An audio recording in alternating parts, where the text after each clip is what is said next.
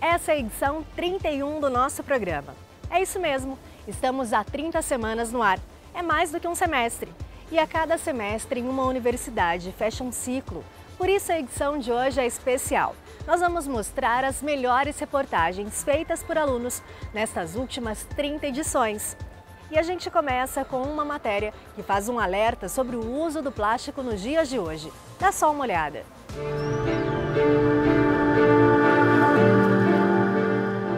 O meio ambiente não tem mais dúvidas. O vilão da vez já foi escolhido. Ele circula e participa de nossas vidas diariamente, muito mais do que você imagina.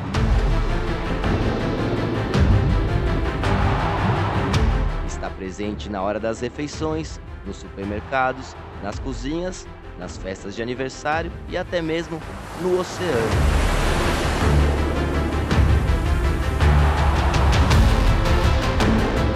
Sim, estamos falando do plástico, um material com uma longevidade de dar inveja a qualquer ser humano.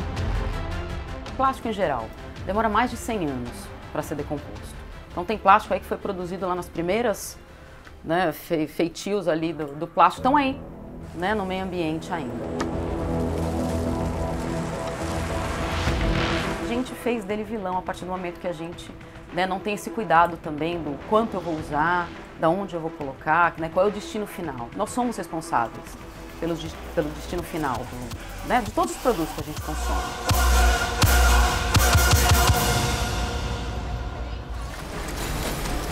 Mas essa história pode começar a mudar. Isso porque o mundo declarou guerra ao plástico descartável.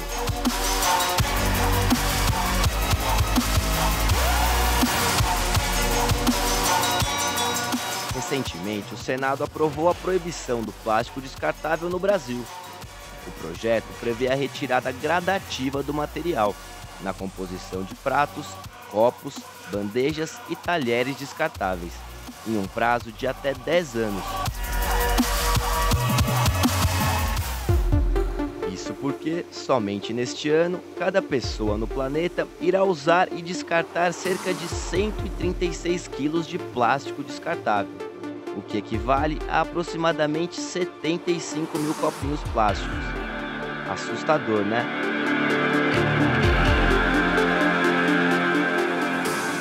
É muita coisa, Disso tudo aí a gente está falando em 8 milhões de toneladas que vão para o oceano. E talvez você nem imagine quem é um dos maiores vilões dessa história: o canudinho.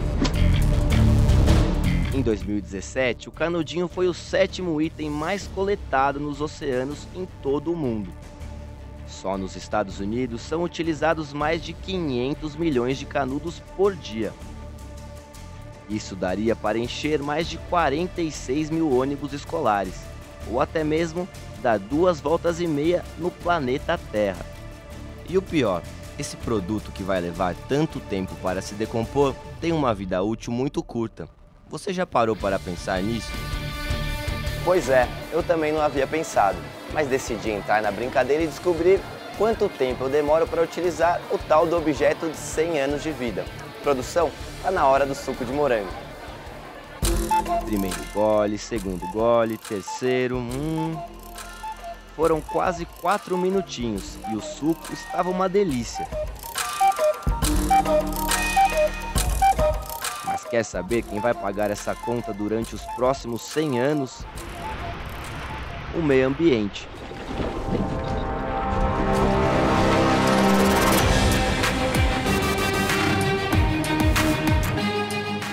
Quando descartamos o canudinho no lixo, acreditamos que estamos fazendo a nossa parte e ajudando o ecossistema a se manter limpo. Mas, na verdade, a única coisa que estamos limpando é a nossa consciência. Existem diversos lugares que podem ser o destino final do canudinho. Ele pode ir para um aterro sanitário, para um setor de reciclagem ou, na maioria das vezes, se perder no caminho, caindo em um bueiro e acabando no mar. A gente se engana, um pouco, de achar que eu pus lá e ele realmente vai. A maior parte acaba não indo. quando você separa lá na coleta seletiva, o descartável, o reutilizável, né, enfim, reciclável, do orgânico, aí a pessoa vai lá, sei lá, acabou de tomar um milkshake, joga o copo, que é de plástico, que seria reciclável, metade do copo de milkshake.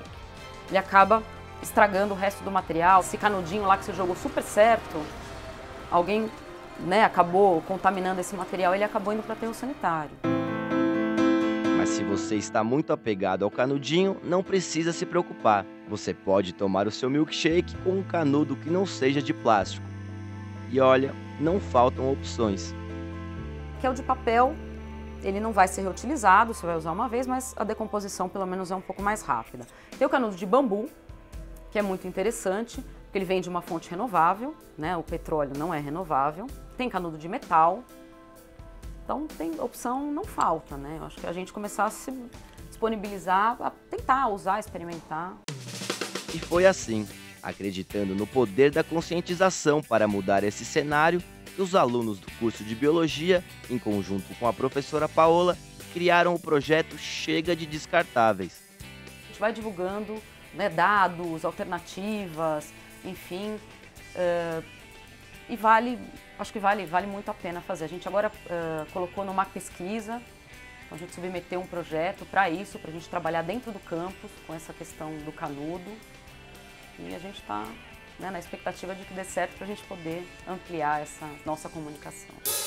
Afinal, a gente sabe que o canudinho e o plástico não se produzem sozinhos, e muito menos são usados sozinhos. Tem sempre alguém por trás desse processo.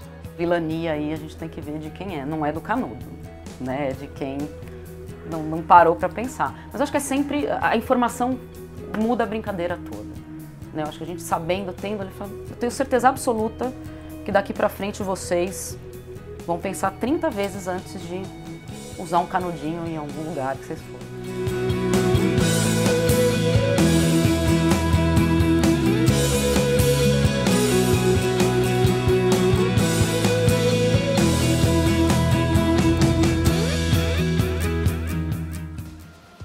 Questões que envolvem a vida nas grandes cidades brasileiras são tema recorrente entre os jovens preocupados com o futuro do país. E esse é o caso do Caian, aluno do curso de jornalismo aqui da universidade. Ele fez uma matéria super interessante sobre os rios invisíveis que existem aqui na capital paulista. Vale a pena rever.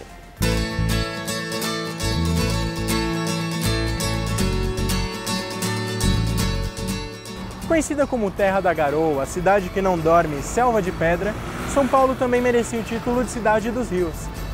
Isso porque a capital paulista concentra mais de 200 rios, mas a maioria você nem vê. São verdadeiros rios invisíveis.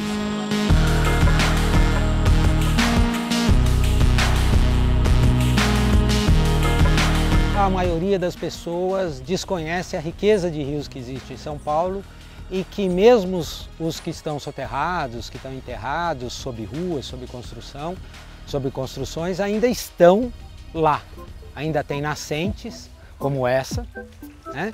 Uma nascente do córrego da Aclimação, forma o Lago da Aclimação, que a gente está aqui do lado, e que só é visível mesmo no trecho do parque, no lago, onde tem nascente. Fora do parque, tanto antes quanto depois, ele está sob as ruas da cidade. Para você ter uma ideia da presença dos rios na capital paulista, alguns bairros têm os mesmos nomes destes rios e riachos que corriam por onde hoje são ruas e prédios. O Tamanduateí, o Rio Pinheiros, Perdizes, Rio Pequeno e Ipiranga são exemplos de que os cursos d'água foram importantes até mesmo para mapear a cidade. Mas apesar disso, no início do século XX havia uma ideia de que as águas paradas criavam pequenos pântanos, acumulando material orgânico em decomposição e que poderiam trazer doenças para a população local. Por isso, foi implementada a canalização de diversos rios e riachos da capital, sendo os mais famosos o Rio Tietê e o Pinheiros. Além da canalização, muitos rios foram cobertos para a construção de vias importantes da cidade. O rio Itororó, por exemplo, foi coberto pela 23 de Maio, uma das vias mais importantes da cidade. Por que os rios foram cobertos? Porque era mais prático fazer ruas e avenidas nos leitos desses rios. Por quê? Porque eles são quase planos ou eles são os fundos de vale, que são os lugares mais práticos de fazer isso. Então o que acontece? A relação da cidade com os rios é uma relação de amor e ódio. Por quê? Porque ela só existe porque tem os rios, mas para crescer ela acabou renegando os rios. O exemplo maior disso, além das avenidas que esconderam todos os rios, são as marginais, que tornaram os rios, infelizmente, um grande canal de esgotos e não mais o elemento que deu vida à cidade desde sempre. E se a gente quiser morar numa cidade cada vez mais viva, vamos ter que aprender a conviver com os rios e dar a eles novas funções para a cidade, viu? Foi o que aconteceu, por exemplo, em Madrid, na Espanha, com o rio Manzanares. O que antes era uma espécie de marginal Tietê que comportava mais de 200 mil carros por dia, deu lugar a um parque no meio da cidade. Isso porque em 2005 o país adotou a revitalização do rio, criando túneis subterrâneos para os carros e na superfície implantando 30 quilômetros de ciclovias, pistas de skate e mais de 33 mil árvores. Ele é muito mais, na verdade, simbólico até. Porque o que aconteceu? Aqui em São Paulo existe, vira e mexe a gente ouve uma ideia de vamos tapar o Tietê e fazer mais pistas de automóvel, de trem, seja o que for. O que Madrid fez foi exatamente ao contrário. O rio ficou na superfície e eles enterraram os carros. São 6 quilômetros de túnel, atravessando esse trecho onde está o Parque Madrid-Rio. Se São Paulo quiser ser, ao longo do século XXI, tão importante quanto São Paulo foi ao longo do século XX, no mundo e no Brasil, São Paulo tem que seguir esses caminhos. São Paulo tem que se humanizar, São Paulo tem que melhorar a sua relação com o meio ambiente, São Paulo tem que resgatar os rios, São Paulo tem que se tornar menos carro dependente, tem que recuperar o Tietê e o Pinheiros, ou seja, são tarefas mais do que desejos, sob pena de São Paulo entrar em colapso do mesmo tamanho.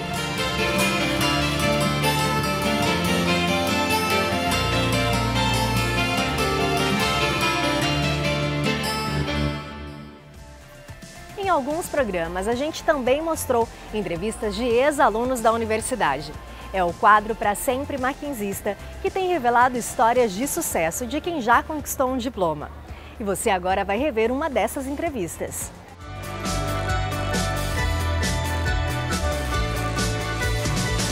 O Mackenzie é um lugar que respeita muito as diferenças, ele junta tudo muito, de uma maneira muito uniforme, muito homogênea. Essa aqui é a minha jaqueta, da primeira jaqueta da Atlética. O Mackenzie não tinha uniforme das Atléticas, esse foi o primeiro modelo que saiu de conjunto. Essa era a parca, tinha mais um agasalho, calça e tudo mais. E essa aqui é de 2000, 2001, eu acho. Saber cozinhar me ajudou durante a minha vida inteira, principalmente no Mackenzie, assim, na vida social do Mackenzie. Mas hoje em dia, vou te falar, eu consegui converter e levar a minha vida para um lado que onde eu uso o meu know-how de comunicação, esse know-how de gestão, da coisa de planejamento estratégico, do que eu fazia para grandes clientes, e consigo hoje junto com a cozinha. Eu acho que eu virei gente no Mackenzie.